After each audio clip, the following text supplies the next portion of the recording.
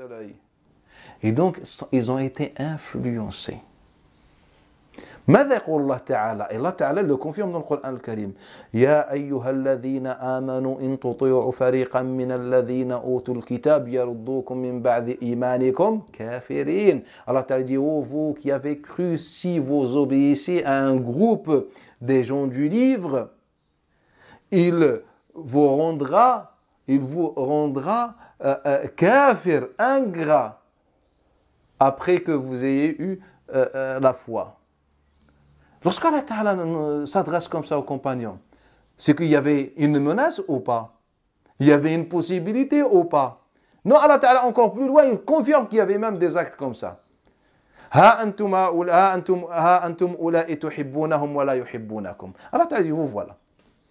Vous les aimez, ils ne vous aiment pas. Ya ayyuhalladhina amanu, il a dit juste après quoi? Ya ayyuhalladhina amanu la tattakhidhu bitanatan min dunikum la ya'lunakum khabala.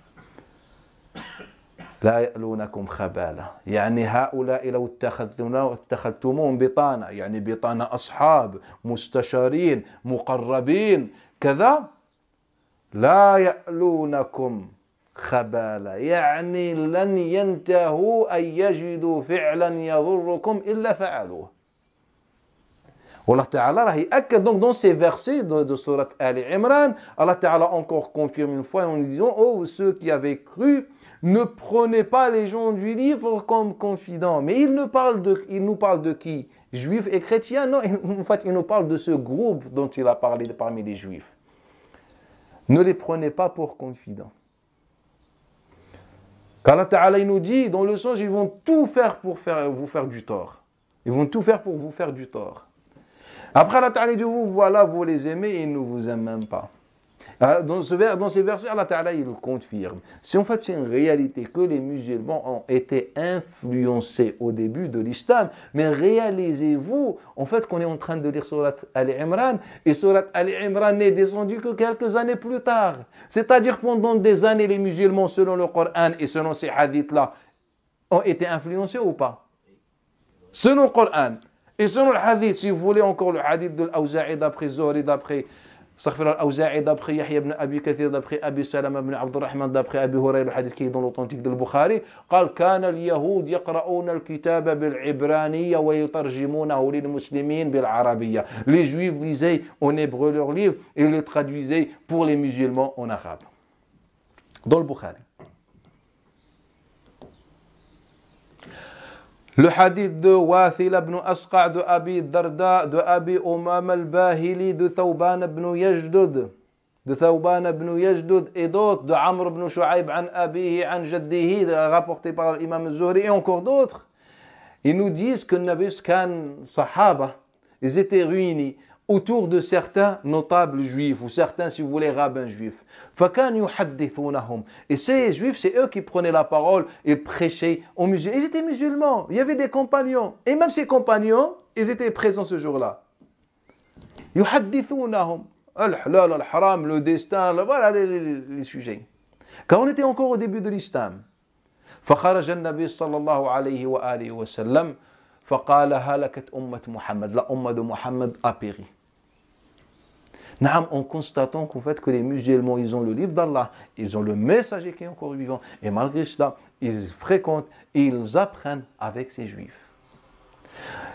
Encore, il y a encore d'autres textes, par exemple le hadith de Abi al-Qais al-Awdi d'après Amr ibn al-As, le hadith que vous connaissez pendant Ramadan, La tazal ummati bi khayr ma lam tantadir bi futuriha an-nujum, que la umma restera dans le khayr tant qu'elle n'a pas coupé le jeûne à l'apparition des étoiles. C'est un hadith, etc., qui par la suite va être utilisé par les fuqaha pour dire en fait sunnah. C'est pour ça qu'aujourd'hui, avant l'adhan, ou bien dès qu'il fait l'adhan, avant tout ça, on coupe même avec une date. En fait, ça c'est une obsession. C'est marqué dans nulle part qu'il faut couper avant, après la prière. Tu peux rester même jusqu'au lendemain et tu coupes. En fait, tu es libre. Allah Ta'ala, qu'est-ce qu'il dit? ثم أتموا الصيام إلى ثم أتموا الصيام إلى بارك الله فيك الشيخ. Il nous dit, et continuez le jeûne jusqu'à la nuit. Il t'a pas dit jusqu'aux étoiles. Et la nuit, c'est quoi chez les Arabes? C'est le coucher de soleil. Et d'ailleurs, déjà au coucher de soleil, ce n'est même pas trop sombre, ni rien du tout. Mais on peut couper au coucher de soleil. La question, c'est pas ça. La question, c'est que le Coran est vaste. Le Coran ne se prend pas la tête par les futilités. Le Coran al-Karim ne se rabaisse pas à ces détails, les étoiles ou pas les étoiles, ou 5 minutes après ou 5 minutes avant. Ne se prend même pas la tête le Coran. Le Coran, il est un langage supérieur, un langage intellectuel. Et puis, il vient le hadith qui vont dans l'autre sens. Mais en fait, ce hadith, si le prophète sallallahu alayhi wa sallam l'a prononcé, il l'a prononcé dans quel contexte? En fait, c'était dans sa lutte contre les mauvaises idées reçues par les musulmans. Et là, je suis en train de vous parler des compagnons au début de l'Madina, influencés selon le Coran. Je vous ai donné juste des exemples. Sinon, ce genre de sujets, on les étudie, nous, dans les cours avec tous les détails. Je vous ai donné quelques hadiths, quelques exemples. Maintenant, la question se pose à nous. Est-ce qu'aujourd'hui, on est influencé? Si Allah Ta'ala a averti sa Ummah, si sa Ummah, malgré ça, au début, elle s'est trompée, est-ce que nous, aujourd'hui, on est à l'abri de cette influence? On est plein dedans. C'est pour ça, à chaque fois, je dis, je ne sais même pas si on est musulman ou on est juif aujourd'hui. Car nos pratiques nous disent, vous êtes juif. Nos langues et nos bouches nous disent, vous êtes musulmans croyants.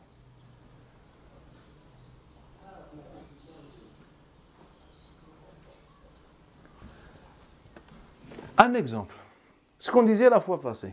Nous, on se prend la tête par les futilités ou pas? Halal, haram, comment prier, etc. Lorsqu'Allah Ta'ala a demandé aux Juifs d'abattre ou de sacrifier une vache, qu'est-ce qu'ils ont fait? Masha'Allah, on t'a écouté, en notre Seigneur, on écoute, on obéit. C'est ce qu'ils ont dit? Ils ont dit quoi? Quelle est la couleur, quel est le poids, etc. Nous, lorsque Allah Ta'ala il nous dit prier, qu'est-ce qu'on fait? Ah non, il faut apprendre la prière pendant 2 ans avec un cheikh. Comment la prière du prophète? Non, en fait, la prière a été priée par nos parents, par nos grands-parents. On n'a pas besoin d'apprentissage. Mais non, mais en fait, comment la prière? Moi, quand j'ai vu mon père et mon grand-père est le même cas que vous, vos parents, ils priaient comment? Comme ça ou comme ça? Ils priaient comme ça, vos parents. Selon vous, aujourd'hui, donc, vous connaissez mieux que vos parents. Mais vos parents ne prétendent même pas avoir la connaissance. En fait, vos parents, ils suivent une sunna qui dure depuis des siècles et des siècles. Et donc, toi, tu viens aujourd'hui et tu te prends la tête. Même s'ils ont tort, en fait, et si tu te prends la tête, en fait, c'est comme l'histoire de la vache. Alors qu'ils n'ont pas tort. Alors que le prophète priait comme ça, et ça, en fait, ça vient de chez les Juifs. Juste pour votre... On a déjà parlé, mais Ma'alish, on peut prier, on ne se prend pas la tête. Mais juste pour vous expliquer l'origine de ça. Le tout premier qui a prié comme ça, en fait, c'était Ka'b al-Ahbar. En islam, les compagnons priaient comme ça. Omar, Abu Bakr, Uthman, Ali, les compagnons, ils priaient les bras le long du... Juste un exemple. Aujourd'hui, est-ce que vous brossez vos dents pendant Ramadan l'après-midi, par exemple? Ou déjà, tout court, vous brossez vos dents? Généralement, peut-être vous êtes à l'abri, tout ça, mais les musulmans ne brossent pas leurs dents pendant... Je ne parle pas avant l'aube, je parle dans la journée. Vous brossez vos dents? Non. Et la majorité ne brosse pas. Hein? La majorité. La majorité. Les fuqaha, les savants, tout, majoritairement, ils disent que c'est déconseillé. Surtout l'après-midi. Pourquoi? Car le prophète avait dit quoi? La khulufu fami sa'imi atyabu indallahi min rihil misk. Que l'odeur là, vous connaissez ce hadith là du jeûneur, cette odeur là, à aller auprès d'Allah Ta'ala, meilleure que l'odeur de al-misk, etc. Mais en fait, cette histoire, en fait, se trouve dans les légendes. En fait, lorsque on a raconté dans les mythes et les légendes que Moussa alayhi salam a jeûné 40 jours. Et au bout du 40 jours, il devait voir son Seigneur. Et avant qu'il aille voir son Seigneur, il a dit, je ne vais pas voir mon Seigneur dans cet état, avec ma bouche qui sont mauvais. Et donc, il a utilisé ce que vous utilisez aujourd'hui. Même il y a des distributeurs de siwak al-arak. Et il est parti voir son Seigneur. Et là, son Seigneur, il lui a dit, qu'est-ce que tu as fait, ya Moussa?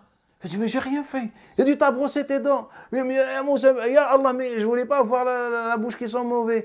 Il a dit, ya Moussa, non, tu ne savais pas. Il lui a dit cette parole. Et cette parole a fait le pas, s'est retrouvée dans notre patrimoine. Et aujourd'hui, on sent mauvais. Les gens n'arrivent même pas à se mettre face à nous, tellement on sent mauvais pendant Ramadan. Au nom de qui? Au nom d'Allah Ta'ala et le hadith. Mais au final, c'est une pratique juive, que tu restes comme ça avec la bouche qui sent mauvais. Ce n'est pas une pratique islamique, c'est une pratique juive tout simplement. Si une mouche tombe, ou un moustique tombe dans l'eau, dans un verre, vous connaissez ce hadith-là?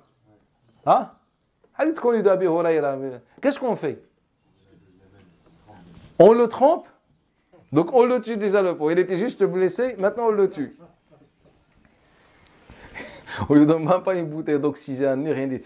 Pourquoi? Car dans une aile, il y a le poison, la maladie, et l'autre, il y a le remède. Mais en fait, les Qatada, d'après Anas, il disait non, en fait, on l'a pris de Ka'b al-Ahbar, c'est lui qui nous l'a dit. Et apparemment, selon lui, il se trouve dans la Torah. Et depuis, et ce qui est encore étrange, c'est que des pseudo-scientifiques musulmans ont prouvé scientifiquement que c'était vrai. Et nous, on sait que ce n'est pas vrai. Et si c'est vrai, en fait, au final, ce n'est pas Mohammed qui va être le prophète, car il n'a pas prononcé, c'est Ka'b al-Ahbar qui va être le prophète. Car c'est lui qui l'a prononcé. Et ça, c'est encore une pratique juive. Le prophète aurait dit Sinfani min ummati lam arahuma. J'ai pas vu deux groupes de ma communauté ou deux catégories de gens de ma communauté. Une femme et les femmes qui font ça. Vous connaissez ce hadith-là? Et d'autres qui portent des fouets et frappent avec les gens. C'est un hadith qui est dans l'authentique de Muslim. Mais lorsqu'on a demandé à tout le monde sur ce hadith-là, ils nous ont tous dit en fait c'est Ka'b al-Ahbar qui l'a dit. Et nous maintenant on intervient même sur la coupe des cheveux dans nos femmes. C'est une pratique juive. Et encore, je ne préfère pas vous donner des choses que vous pratiquez quotidiennement. Même pendant Ramadan, que vous pratiquez pendant Ramadan. Le jeûne samedi, c'est possible en islam ou pas? Est-ce qu'on peut jeûner samedi? Non, ils ont tous dit haram. Car il y a le Shabbat. Ah, il y a le hadith.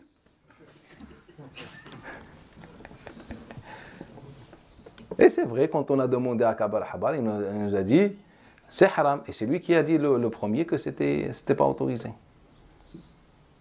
Car vu qu'eux, ils ont fait, etc., le péché, etc., ils se sont inventés des règles et qu'ils ont exclu la question du jeûne. Et par la suite, il est rentré dans notre religion. Et aujourd'hui, on prive les musulmans d'adorer Allah Ta'ala. Et on complique leur vie. Oh, tu jeûnes le samedi, c'est haram. On est comme la question de la vache. Allah Ta'ala dit, faites une vache. Comme Allah Ta'ala nous dit, wa antasumu khayrun lakum. Dans le verset du jeûne. Wa antasumu khayrun lakum. Le jeûne est toujours bon pour la santé. Est toujours mieux. Allah Ta'ala nous dit. Donc il est en train de me dire, j'ai un jeûne. Que ce soit Ramadan, en dehors de Ramadan, Bismillah, je suis ton Seigneur, je t'ouvre mes bras. Et bien je dis non, en fait, désolé, en fait, les Juifs nous ont dit, on ne peut pas jeûner le samedi.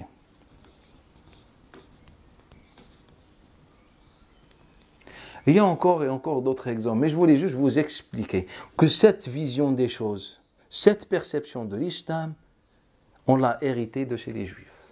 Qu'est-ce qu'Allah Ta'ala, on a vu la fois passée, qu'est-ce qu'Allah Ta'ala dit dans le Coran al-Karim? La piété ne consiste pas à diriger vos visages vers l'est ou l'ouest. Il nous a expliqué Allah Ta'ala en parlant de la question de l'Qibla. Et nous, aujourd'hui, on se prend la tête pour ce genre de polémique et sujet. Alors qu'en islam, il nous dit non. Allah Ta'ala a dit ça pour reprocher, faire des reproches aux Juifs. Et nous, on est en train de faire ce que les Juifs ont fait. Allah Ta'ala dit quoi à son prophète? Qul, ya Muhammad, dis à tout le monde, déclare, la ajidu fi ma uhiya ilayya muharram ala ta'im. Dans ce qu'on m'a révélé, je ne trouve d'interdit que ça. Il nous a dit la bête morte, le sang, le porc. Ça s'arrête là. C'est ce que Allah a dit à son Seigneur dans Surat Al-Nisa, dans Surat Al-An'am, dans Surat Al-Nahl, dans Surat Al-Baqarah, etc. Ya Muhammad dit à tout le monde, déclare, je ne trouve d'interdit, dans ce qu'on m'a révélé d'interdit, que la bête morte, etc. Aujourd'hui, vous pouvez me donner la liste que les savants ont interdit? La nourriture? C'est une grande liste. Allah Ta'ala dit juste ça.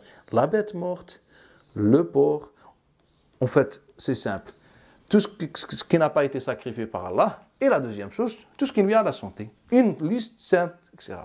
Et après, on dit, et aux Juifs, nous avons interdit pour les Juifs les bêtes à ongles, etc. Ils rentrent dans le détail. Et nous, on est dans le détail, on est comme le prophète a voulu transmettre à sa Ummah.